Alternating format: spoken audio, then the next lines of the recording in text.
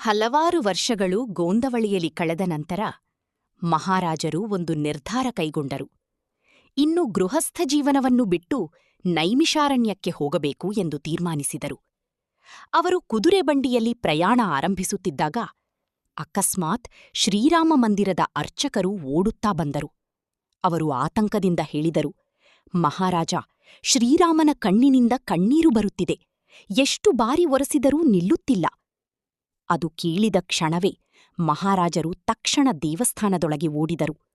ಅವರು ಶ್ರೀರಾಮನ ದಿವ್ಯ ಮೂರ್ತಿಯ ಮುಂದೆ ನಿಂತರು. ತಮ್ಮ ಕೈಗಳಿಂದ ಕಣ್ಣೀರನ್ನು ಒರೆಸಿದರು ಮತ್ತು ಭಕ್ತಿಯಿಂದ ಹೇಳಿದರು, ರಾಮ, ನಾನು ನೈಮಿಷಾರಣ್ಯಕ್ಕೆ ಹೋಗಬಾರದೆಂದು ನಿಮಗೆ ಇಷ್ಟವಿಲ್ಲದಿದ್ದರೆ ನಾನು ಹೋಗುವುದಿಲ್ಲ.